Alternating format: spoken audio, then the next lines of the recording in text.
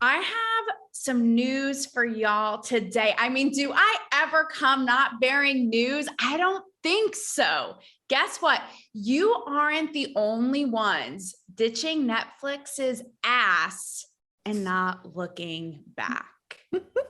Okay, so this is bound to be a very interesting conversation because I have with me a very successful Hollywood actor. She starred in an award-winning Netflix series. See the tie? See, it all comes together in the end, right?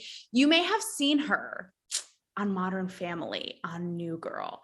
She was even in the movie We Are Your Friends with my buddy pal, Zac Efron. Buddy pal, I'll explain that later, okay? Yeah, stay on the edge of your seats for that one.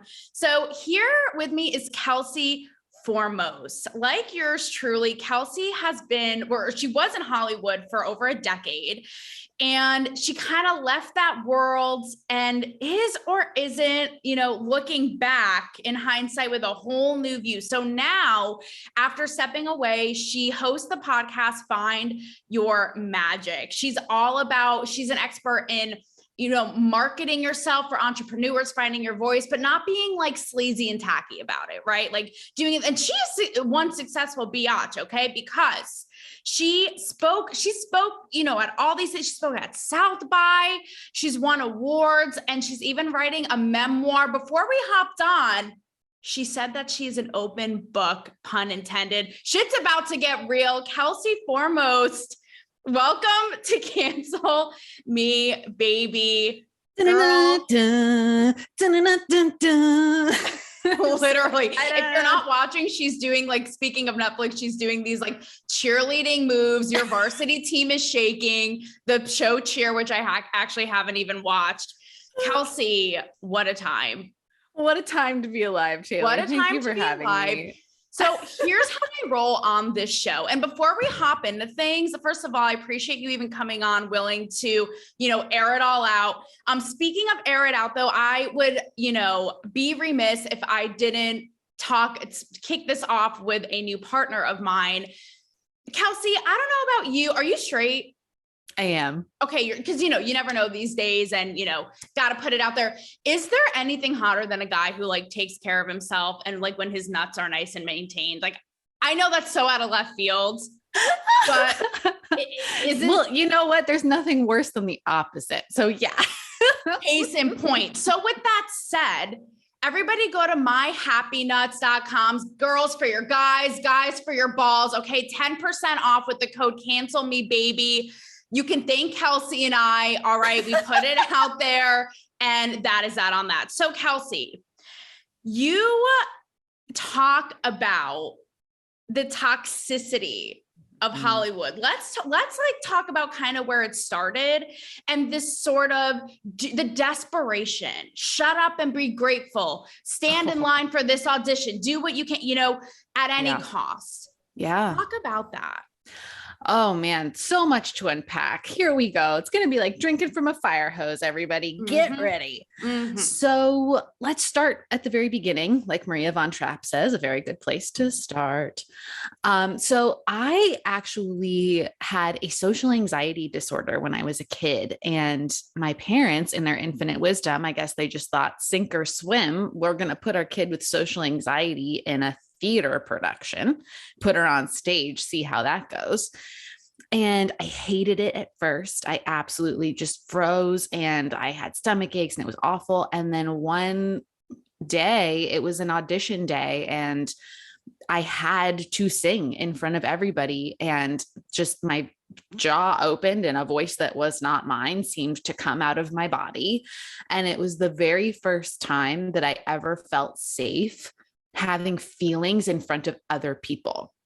So the beginnings of my relationship with acting and with theater were extremely positive there, which I think is why it's so confusing later in life for a lot of not just actors, but creative people in general, when the toxicity, as you said, of the business and the lifestyle starts to obscure that initial spark of what's actually really beautiful and magical. I want to just pause you right there because I actually have this in my library of notes. Because I think like even reading about your story, you are open about the fact that many actors, oddly enough, because I feel like we put them on such a pedestal. They're these like plasticky, perfect, everybody knows their name and the fame, and they seem so perfect. But I saw this working in Hollywood as well, being on movie sets, interviewing them. So many are so socially awkward. And it's so interesting that I came to learn stories where, to what you're saying, they oddly enough found home and comfort on a stage where they're not being judged, where they can actually almost not be themselves, be somebody else. Yeah, they're not being judged because they're not them. They're a character. It's so interesting. Yet I don't know if you've met Aubrey Plaza. That's an example I remember in real life. And she is kind of quirky on screen, but so introverted, awkward, not sure how to navigate. I mentioned the Zac Efron thing before. Epitome of like the Greek god thing. I interviewed him on the carpet for Baywatch, asking about body insecurities. You would think it's like Zac Efron. He's like, no, I can lift an elephant with my pinky finger. He's like, no, of course I'm insecure. I'm pumping, right? Yet we have this public thing where they're just perfect and untouchable. And that dichotomy is so fascinating. It is. And I hope that it's changing. I think with the arrival of social media, we're able to, there's the potential for people who are put in positions like that to pull the curtain back and to be more honest and to tell the truth about what life is really like. And I don't know about it, but I would assume that if you're listening to something called Cancel Me Baby, you probably feel similarly, but I crave that kind of content. I crave knowing the truth. I respect people and like them more when I see the behind the scenes rather than the shiny, magazine version of themselves. Well, oddly enough, I feel like we're in a time where it's never been more fake. I mean, we have teen girls. I mean, the rate of wanting to, hurt themselves, plastic surgery, right? But then at the same time, it's this thing of what you're saying. But with that aspect of it, I've talked about this on my show. It's also annoying when the A-list of the A-list almost like try to be relatable because we're like, bitch, you are not us. Like, talk to me when you wait in line for 5 hours at the DMV, right? Oh my God, yes. That's like a whole other thing too. It's like, can they win? Yeah. That's a very fair question. That is a very, very fair question. Like, how can you be relatable when no one can relate to your experience, which must be a really lonely place. And because you are really finding your footing in not only identity, but entrepreneurship and finding your voice. Later, I want to talk about like womanhood, because I feel like our identity as a whole it's a whole clusterfuck, like mishmash mess. But to get back to this in your story, before we like move forward to the toxicity and like your experience of like, just shut up and do it and be grateful. Can you speak a little bit more to the behind the scenes? Like, was there an actor, someone you worked with, again, that idea of like, they're this perfect person, and then in real life, it's like, oh my God, they're actually really shy, or they're introverted, or they're anxiety ridden, or whatever it is? Oh my gosh, that's such a good question. So the first thing that comes to mind, well, two things immediately come to mind. Two people immediately come to mind. Ty Burrell, who plays Phil Dunphy on Modern Family, could not have met a nicer, more personable guy. And just, he was talking to all of us on set, like even the people who are only extras and didn't even have lines. He was like really mindfully taking time to actually have almost these like mini conversations with people, and it was impossible to miss. And I just thought like, wow, that's really, really special. And I wonder if he's like that all the time. And I remember learning later that he actually had been on something like 7 failed pilots, and he had been waiting for his break for decades. And he was a theater nerd, and Modern Family was his first real big hit. He'd been waiting in the wings forever. And that was when he was well into his 40s, I believe. And so when they have that sort of street cred, right? Like they had the struggle and now they're getting to do the thing, and they I feel like those people can really, it goes one of two ways. Either they become total a-holes and they just like treat other people like they were treated and just are total jerks, or the pendulum swings the other way and they're like so nice to the crew and to the extras and to the people who have to stay on set for 8 more hours than they do. Like, people don't realize crew, my God, the crew are the unsung heroes of every single thing that you ever watch in your entire life. Like, these are the people who get there like literally 8 hours before you to set everything up, to get the lights right, to prepare everything. And then they're there breaking everything down well after the actors leave. Anyway, I have such respect for girls. Sidebar on that, Kelsey, is funny enough, when the whole Will Smith Oscar thing went down and he got away with, you know, assaulting Chris Rock on stage, I had said at the time on my show, imagine if that were like a makeup artist or a crew person, like they're the unsung heroes. Yeah. If that, it's like that Hollywood privilege. Like if like a crew person ran up and did that, the security would drag their ass out so fast. It's not even funny. So it's those, you know, like that hierarchy of Hollywood is real, like in our lives, as the peasants and that, inside it. So, but totally. Fame is a currency. Fame is the currency that is king. Not just in Hollywood, I think in life, really. Look at now, everyone wants to just be, you hear kids, remember like when we were growing up, it was like, I want to be an astronaut. I want to be like, hell, I want to be a cowboy. Now they're literally like, I want to be an influencer. Oh yeah. No, that's actually the number one answer. Like, when learn kids a are fucking asked what skill, learn a fucking skill, bitch. Like,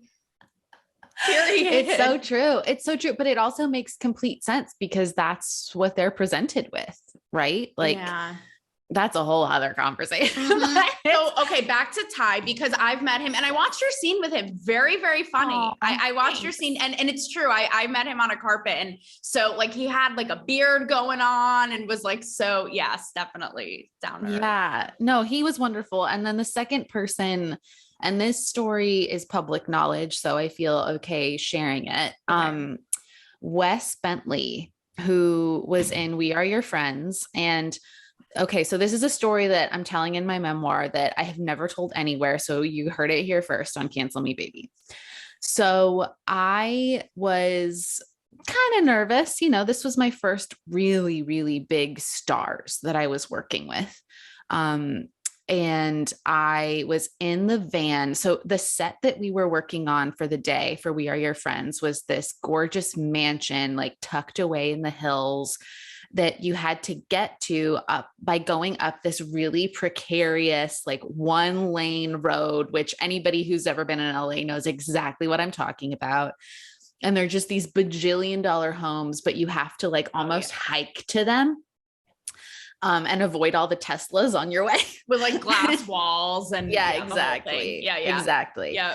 So because it was a really precarious house to get to, there was only one van that was running from base camp, which was at the bottom of the hill, up to the house because there was no parking. So it was just like actors get in the van, drop them off at the house. Actors get in the van, drop them off at the house. And usually when someone is fancy and famous, they get their own car. But Wes decided that he was going to get in the car, into the van with me. And there were a couple other crew members in the van. And so we were just sitting next to each other in the back of this like dusty ass white Ford van. You know, it was not fancy. And we had like a good 10-minute ride going up to the house. So at first it's quiet, and I didn't really want to start the conversation because I was like, I'm sure he probably, you know, wants his privacy, whatever. And he started the conversation and he was like, so like, how long have you been acting? How long have you been in LA? And he just like immediately made it okay to be like a normal human. And we get to talking. And he's in his costume already. We are already in our costumes, and he is wearing, and this is, you can see it in the movie, but so this is a little Easter egg for y'all. He's wearing this necklace that has, it looks like a little pendant, And I was like, oh, that's kind of a fun necklace. Is that yours or was that from wardrobe? And he goes, oh, this is definitely from wardrobe. This is actually a gold plated Xanax. And I was like, oh, that's really funny for the character. And he was like, yeah, it was actually a little hard for me to put on because, I'm in recovery. And I was just like, what? Like, I just couldn't believe that he'd said that. And we didn't get into it like really deep, but we were talking about life in New York. We were both theater kids. And then he got really famous with American Beauty. Yeah. And then he sort of fell off the map for a while. And what I didn't realize and what I didn't know was that it was because he had struggled with substance. And he just sort of like said it like it was not a big deal in the moment. And I was just like, damn, like I fucking love this guy. Like I love this guy. And he just like kind of hinted at like, yeah, I had to really rebuild, my first marriage didn't work out in New York. And now I'm really like committed and I'm really excited to be here. And I'm really happy to be here doing what I love. And it was such an important turning point for me, not just as an actor, but as a person, because I was like, oh, this person who I assumed had quote unquote made it really had to fight tooth and nail with their mental health before they could like continue to do their creative work that they loved. And I just have to this day, just so much respect for him and for that moment and how like beautifully he handled it. It was really special. It was a really special moment. I had a feeling we were going to have a lot of parallel stories. We're around the same age. We were in Hollywood around the same time. So this is pretty wild. Like I said earlier, everything is full circle. I can actually totally attest to that. So funny enough, like this is very weird, but I've interviewed everybody from Chris Pratt to Oprah to, you name it. People always ask me, as I'm sure they ask you, like, who's the best person you worked with and who's the worst, right? Mm-hmm. And whenever people ask me who's the best person I've ever interviewed, Wes comes in my mind, but I never say him because to your point, he's a little bit under the radar. So I'll say, Michael Douglas, Danny DeVito, whatever, people will know.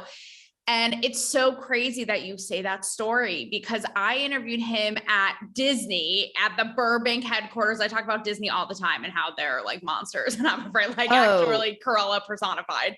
So they know it well. But it's Kelsey, you're going to laugh. I literally left that interview. He was just so warm and cool. It always is the first, like I said, that sticks out of my mind. When I left Burbank and in my car, I literally Googled like, is Wes Bentley married? And it said he was. I was genuinely crushed. I was like, well, I'm going to die a nun. And this is it. Like he had that sort of just real charisma. And so it's crazy that you say that because to this day, that's really awesome. Genuine person. Yeah. And I think that, it comes from a place of, I think it's interesting when you meet, because there are a lot of people in recovery in acting in Hollywood and the creative business. And they're always my favorite people. They're always my favorite people to work with. And they're always my favorite people in general, even now in my more entrepreneurial, world, because they understand, like people who have gone through recovery, they understand how powerless we are over things that are out of our control. I was just going to say that. I think it's the day by day. I mean, I have anxiety and when I'm in my bouts, people helping me will often compare it to people in recovery going, literally don't think about a week, a month, a year, think about today. And it forces you to kind of have that presence and that power of being, grounded and being like, I can do this today. Right. Yes. So absolutely. Okay. So it's funny because when you were telling your Wes Bentley story, you were like, we're in the back of a car. I know that you have some sketchy Me Too microaggression stories. Okay. We're going to get to that because these are themes I talk about all the time on my show. But first, so to finish this off with, again, kind of like doing something at any cost. So this Netflix tie, here's kind of a funny view into that, which we can both attest to, I'm sure. So I don't know if you saw this, but there was a reality TV show contestant on a Netflix show. I don't know which one, like a love dating show.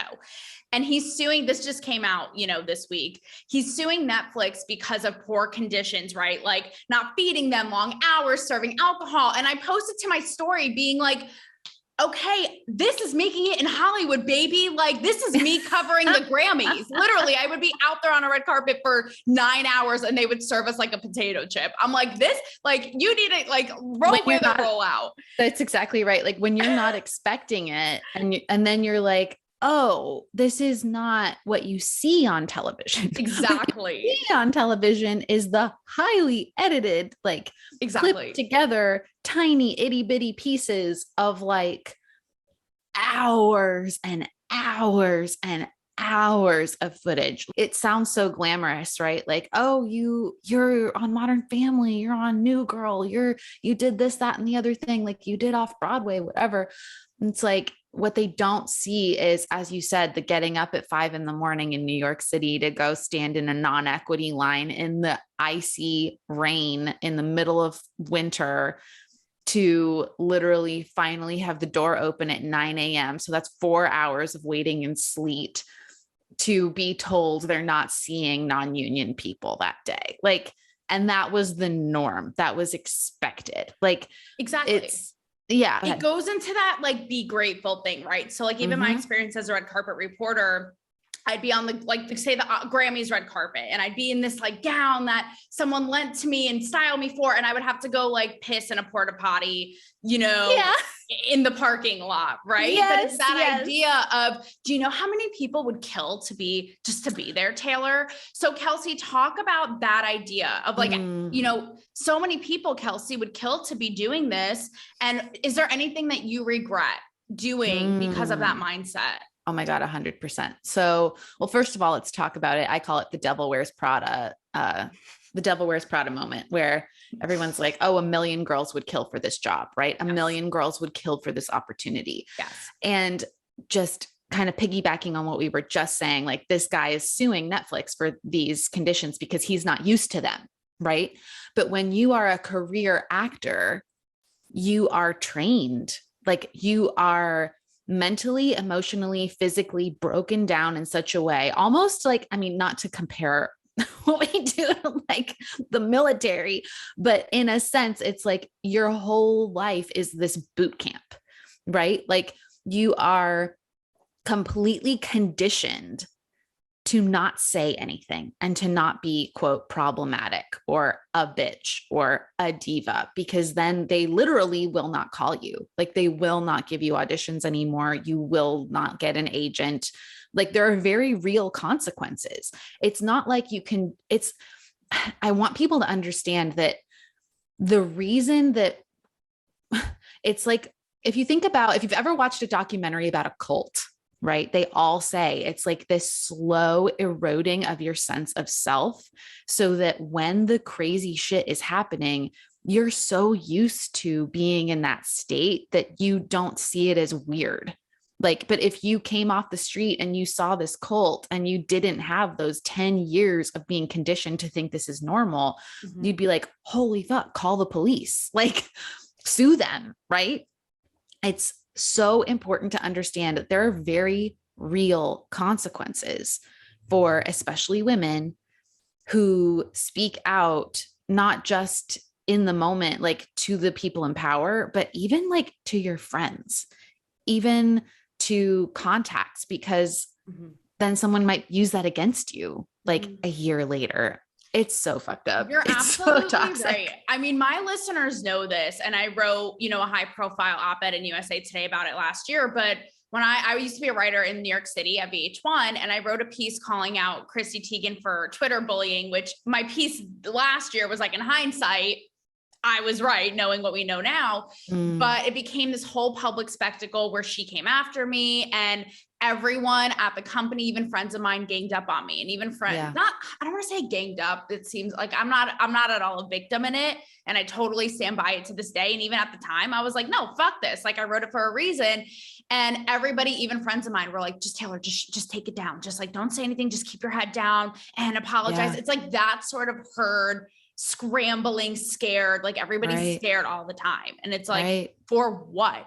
Also, I love how you made the military comparison. Cause in my head, I'm like, ding, ding, ding. That's a cancelable moment to make people be like, did this bitch just compare Hollywood elites to the military? And also you are writing this memoir. So I'm curious, with everything you're saying right now, even though you've stepped out of the business, like, you know, that the reach that it has, like I mentioned Disney before, and these fuckers still like I like sleep with one eye open. Right. So is there a part of you that is finding yourself holding back writing your memoir almost in fear of people in Hollywood judging you, isolating you, even though you're not in it anymore, like, or canceling you, so to speak, right? Like, do you find yourself checking yourself being like, do I put all this in there? Because their reach is so immense. I don't, I really don't. Because good for you. You shouldn't. For what? Again, for what? Like, well, yeah, exactly. For what? And here's why. The memoir is about my personal experience, and I know my personal experience. I know what happened to me, and I've done a lot of work really acknowledging in the first place, like, this was abusive. It was abusive. And I think the reason I'm really not scared is because a lot of the stories I'm telling, they aren't gonna be the giant Harvey Weinstein like reveals. There are lots of small moments and lots of small microaggressions, as you said, that really built up over time to a breaking point. And that is what's so complicated about the entertainment industry, is that, and honestly, like probably a lot of industries, especially for women and female identifying people, there's no, like, how do you report that person gives me bad vibes? How do you report that? How do you deal with that? Right? How do you report or get justice for like this person giving me a look? Right? Like, are you going to name names in the book? I don't know yet. I don't know yet, because I'm of two minds. Like, I want it to be about my experience, and I want people to see themselves in the experience rather than having it be like a sensationalized defamation of someone specific. I don't want people to focus on who I'm talking about. I want them to focus on the feeling that they get when they read the story. Right. So the answer is, I don't know. I don't know. Right now, their names are in it because it's, you know, I have to keep myself straight in the stories. But yeah, I'm not sure. Let's talk about the microaggressions and all of these experiences you have that you said that it built up over time, because here's where it gets really complicated. Right. Is, you know, now the pendulum swinging so far, with Hollywood going so far and trying to clean up their mess. Oh, I don't think that's true. So I don't think that's true. Okay. I don't think they're going far at all. I think that they're like doing a lot of PR. I don't think they're actually changing. Well, that too, but here's an example. And actually, yet again, all roads lead to and from Netflix, right? So I don't know if you heard about this, but here's a prime example where I feel like it's almost gone so far that we've blurred the line of what is not okay, what's unacceptable. And again, it gets very muddled, because to your point, there are some instances where it's like, this is just yuck, but he didn't openly drug and assault me like a Bill Cosby, right? Correct. So here's on the other end of it. So I don't know if you heard about this. Frank Langella, iconic actor, I think Oscar winner, is like literally 105 years old. Okay. So he's on a Netflix set, and he's in a scene with his on-screen woman, partner, wife, right? And he, in the scene, touches her leg, like I think by her knee, touches her leg. Mm-hmm. He ends up getting fired because that wasn't prearranged with the intimacy coordinator and it wasn't blocked. So that I thought was absurd because I'm like, you're an actor. Like you're an actor. Like, how do actors be in the moment and act if you're also supposed to be a robot? So that's what I mean of going so far. That's what I mean about like covering their mess. And it's like acting, I feel, is supposed to capture the human experience. So is it sucking human nature? Now it's gone so far, sucking human nature out of that to where if you touch a young lady's leg in a scene, you're cut, pal. You're done. Bye. And apparently also, Kelsey, it was he wrote a piece, I think, in Deadline explaining what happened. Of course, there's two sides to every story, but he ends up explaining like, you know, the actress complained and Netflix wouldn't have a word with me. No one would, they just fired me, wouldn't even give a chance to like, you know, speak or redeem myself. That is where I think it's gone far. Yeah. I think that change is messy. Change is very messy. I think I haven't read that story, so I can't speak to that specific story. I can only sort of have my own personal reaction to it. And I think separate from the story you just told, there are so few instances that I can think of where I've heard of someone coming to the leaders or the powers that be and saying, hey, I'm uncomfortable, and there actually being a consequence. So I think that they're, again, like totally separate from the story you just told. I don't know what happened, but I think there's great value in seeing changes being made for real and seeing consequences happen. Again, not necessarily for that specific story, but there's so few, like I really can't think of any, it's aside from like huge takedowns, right? Where a woman would come forward, say, but do you think, because I feel like now, like with this aforementioned story, Hollywood like goes out of its way. So do you think that I know it might be tough because you've stepped out of it, but I wonder if that's still true. Because again, I've heard stories of them being like, we don't even want to hire because we don't want to be accused, because that first accusation, you know, now it's like the other extreme, like where you're dropped or fired or wherever. So I wonder if that's still the case, to where there's no repercussions or follow through. Well, here's the thing. Cause like, okay, we're hearing about this particular story because it's Frank Langella, because he's very famous and it's a Netflix show and it's a big deal, right?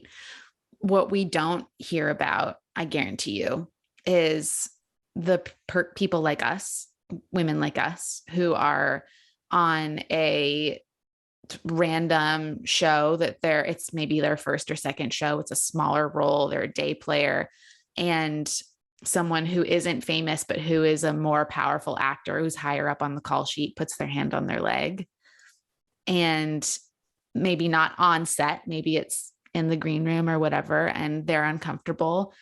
They're not coming forward. And if they do, they're certainly not getting attention in the media about it. Like, my point being, we talk about the big stories. We talk about the things because they're famous, right? And the reason that is it's a very human reason. We can identify with people because we followed their career for a long time. And we're like, oh, I love Frank Langella from, you know, him being the villain in this, I can see it, the movie, and the name of the movie. I know. I forget. Yeah. Mm-hmm. But like, you follow actors for their career. And the reason that Hollywood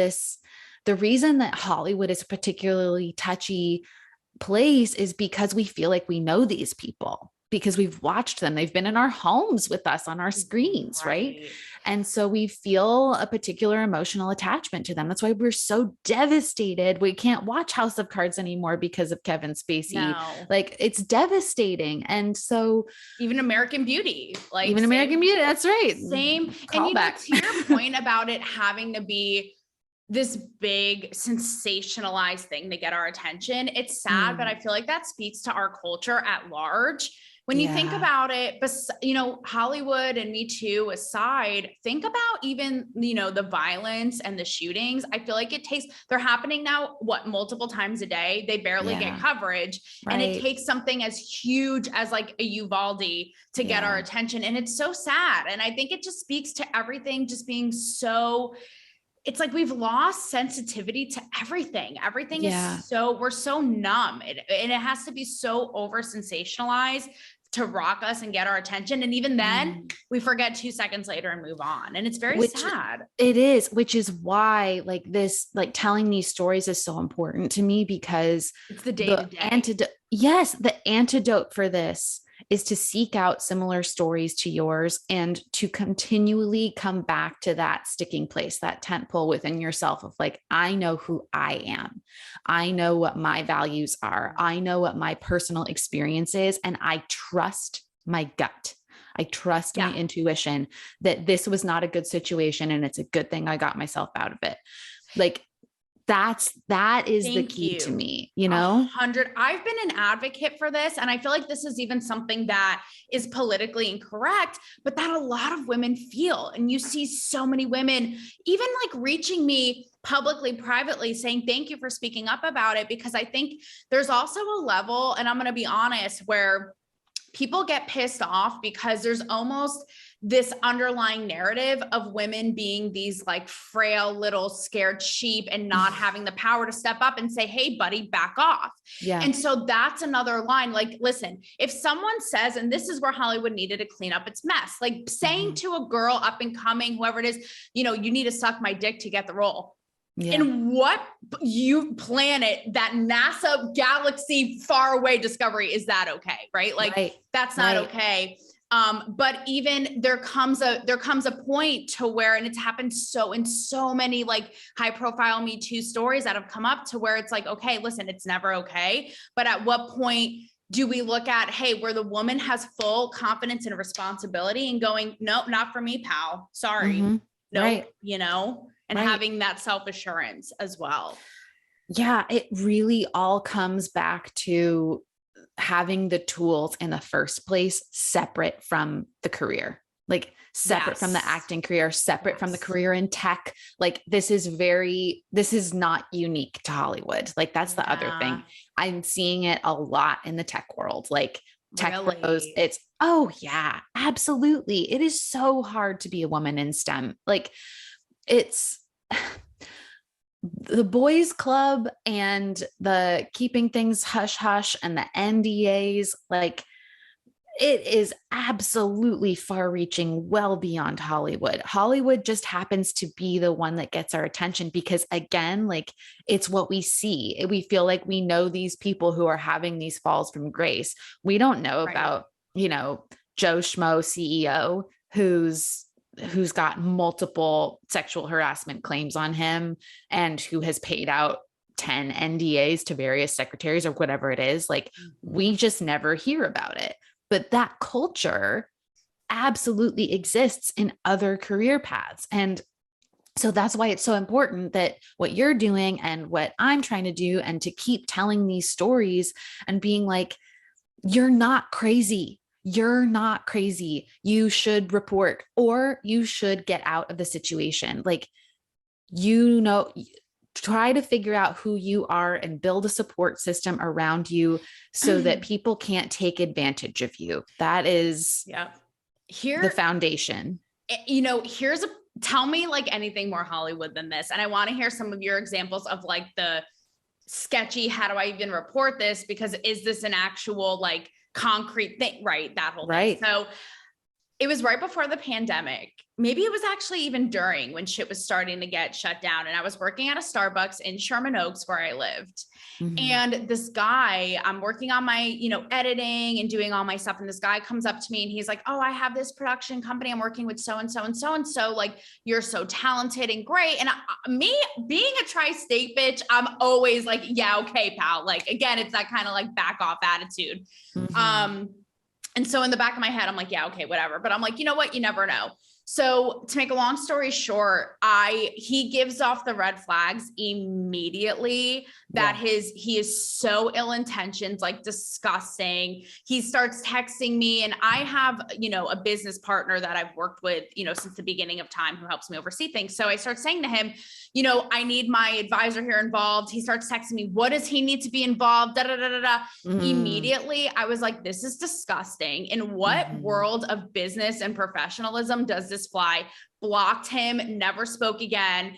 And funny enough, this even, younger than I am, this girl in my complex, she's like, so I met this guy at a Starbucks. I was like, girl, run. It was the same guy, but she didn't have that self-assurance. And she's like, I don't know, da, da, da.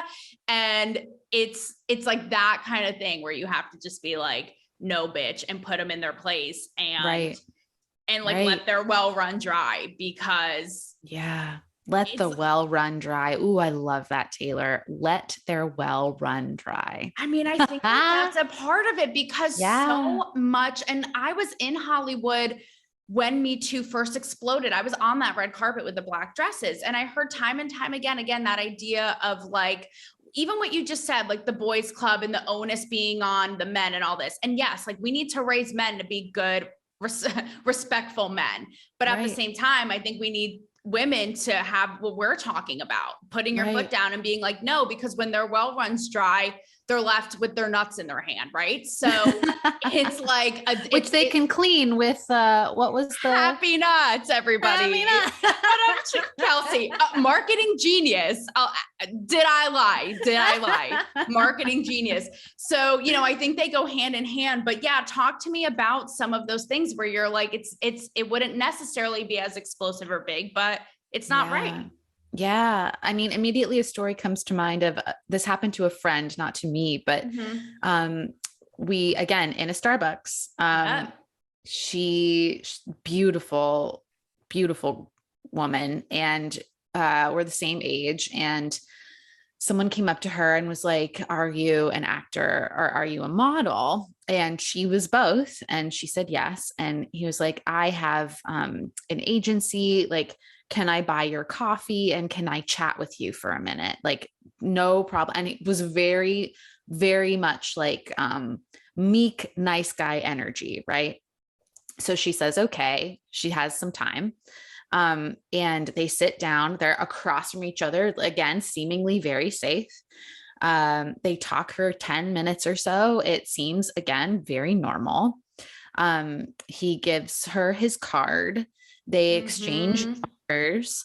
And then he says, I know I'm not supposed to ask this, but all right, everybody, I'm going to stop you right there, because as it turned out, we turned this bitch into a two-parter because it was so good. I couldn't stop myself or my panties. So with that being said, hang on to your balls, hopefully coated with happy nuts. And we are going to get to part 2 soon. Trust me, you are not going to want to miss it. So stay tuned for part 2 with Kelsey Formost.